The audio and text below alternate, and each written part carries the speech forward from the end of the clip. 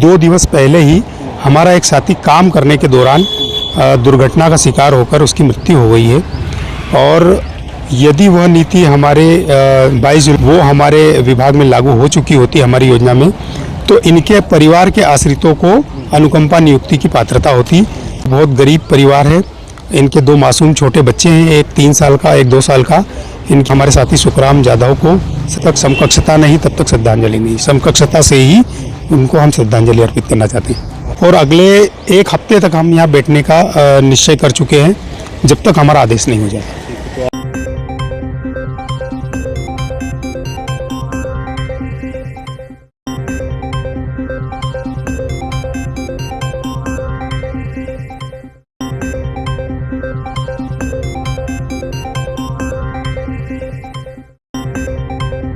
पर कृषि मंत्री जी के बंगले पर आप लोग एक धरना दिया है आपने। स्वर्गीय श्री सुखराम जाधव जो हैं आपके यहाँ से जो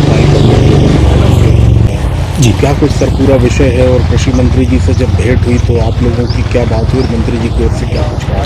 आपका परिचय? मैं रविंद्र पाटीदार, कृषि तकनीकी संविदा कर्मचारी संघ का प्रदेश महामंत्री। कहाँ से? मैं खरगोन जिले से हूँ और खरगोन में ही पोस्टेड हूँ।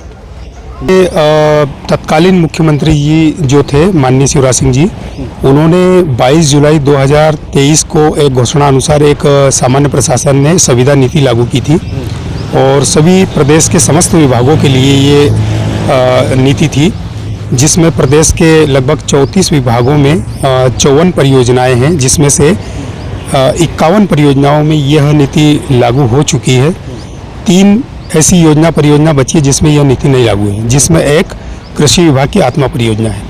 कृषि विभाग में भी 3 परियोजनाएं चलती है, जिसमें राष्ट्रीय खाद्य सुरक्षा मिशन है, एक मिट्टी परीक्षण वाली परियोजना है और एक आत्मा है। तो जिसमें 2 की यह नीति लागू हो चुकी है लेकिन आत्मा की नहीं हुई, चूँकि अभी 2 दिवस पहले ही हमारा एक साथी काम करने के दौरान दुर्घटना का शिकार होकर उसकी मृत्यु हो गई है।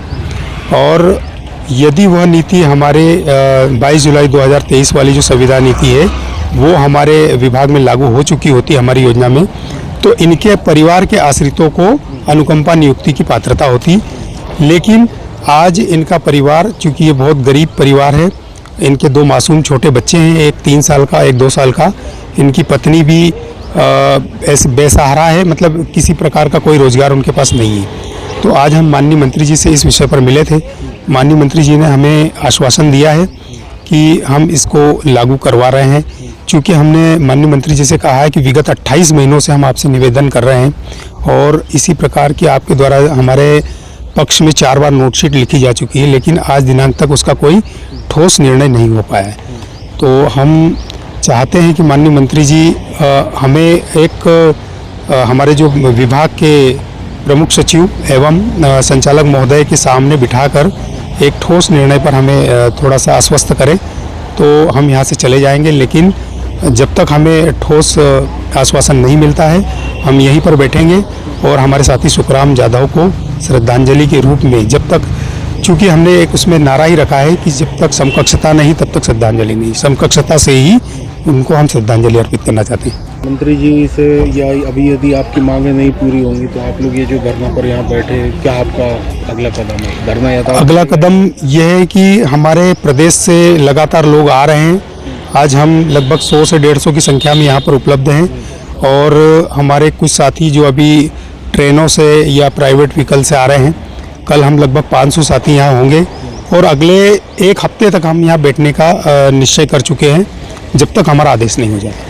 तो आप मतलब यहाँ से हिलेंगे नहीं? जी नहीं, बिल्कुल हम शांतिपूर्ण तरीके से यहाँ पर बैठेंगे। रात्रि में भी? जी नहीं, रात्रि में हम हमारे किसी निवास पे चले जाएंगे। जी, मतलब आपका साप्ताहिक 1 सप्ताह धरना? 1 सप्ताह हमारा प्रदर्शन यहाँ शांतिपूर्वक हम करेंगे। जी, थैंक यू।